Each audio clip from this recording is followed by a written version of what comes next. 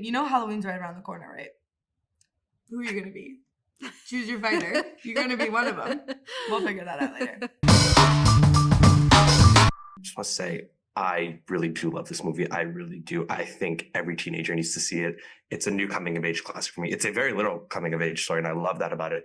So I just want to say again, thank you for making this movie, and thank you so much for taking the time to talk to me. Oh my God. Thank you That's so much. sweet. That made me so happy. Thank you.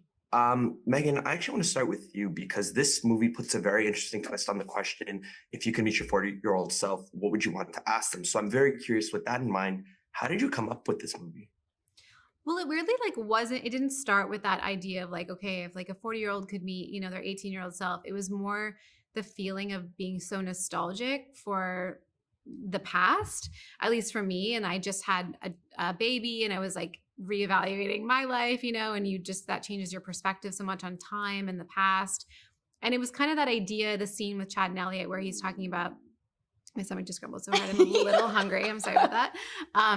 The scene with Chad where he's talking about like there was a time you went out and played pretend and you didn't know it was the last time. That was really the feeling that made me want to write the movie. And then it was sort of like, how do I get this conversation to happen between a younger and older version? And that was the segue. That was the segue. Like and then I was like, what's the most grounded way to get these two together? Oddly, it was mushrooms. Shroomies, yeah. It was shroomies. Mm-hmm.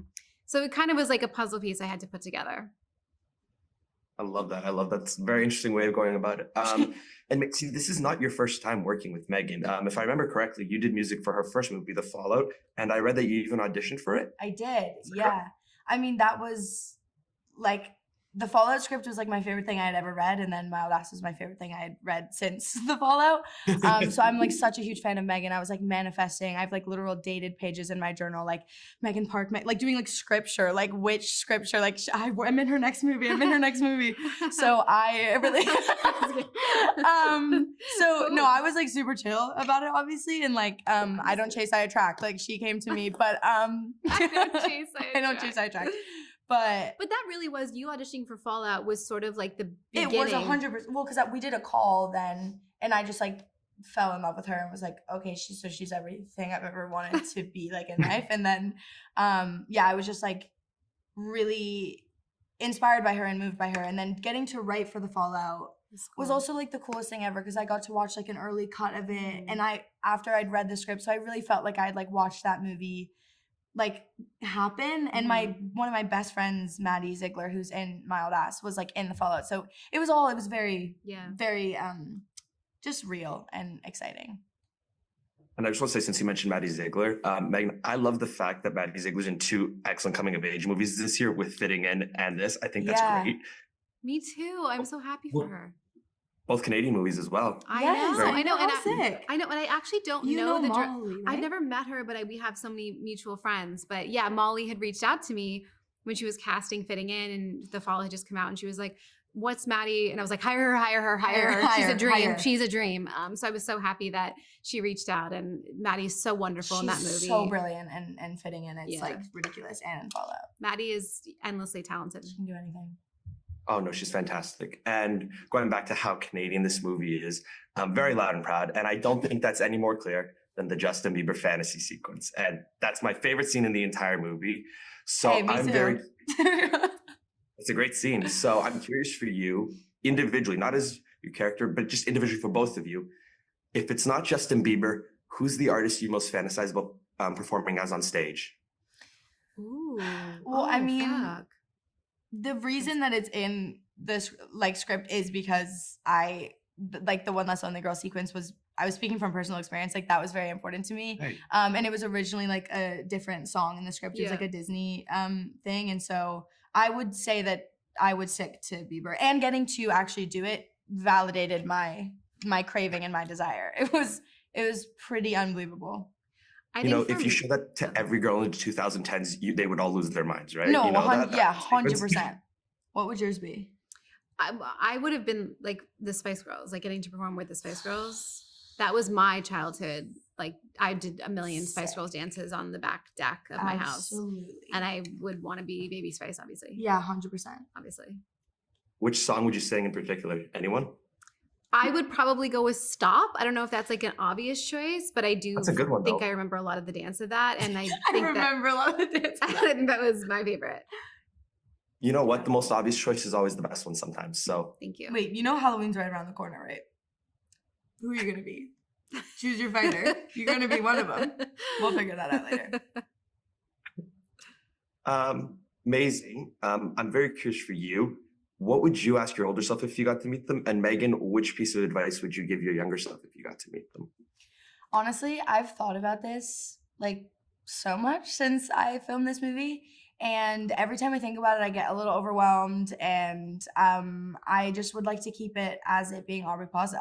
I did ask Aubrey in like improv scene. You would literally be like, ask what you want to ask your future self. I just found I was going through my voice notes and I found a rehearsal audio clip of Stop. when I literally was like, ask her whatever you want. And I think I was also giving you prompts or whatever. I'd ask her.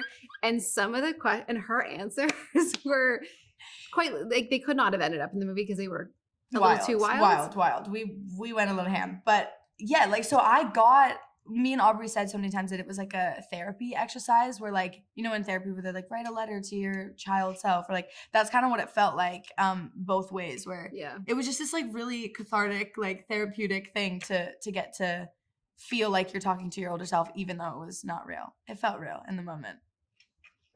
Megan, what would you not tell your younger self, or is there any piece of advice you would give? Oh boy.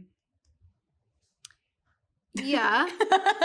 Well, yes. Can I say it? No. But I mean, I think I would just be like, you got it. Like time goes by so quickly. I know it sounds cheesy, but I would encourage myself to live a little bit more consciously. Yeah. Like I think life was happening to me. Yes. As opposed to me making conscious decisions and choices around how I wanted my life to be. I think I still struggle with that a little bit. Yeah. So I would encourage myself to just like, be like, you can do whatever you want, and it can, you can be the leader in that capacity. Yeah. So yeah.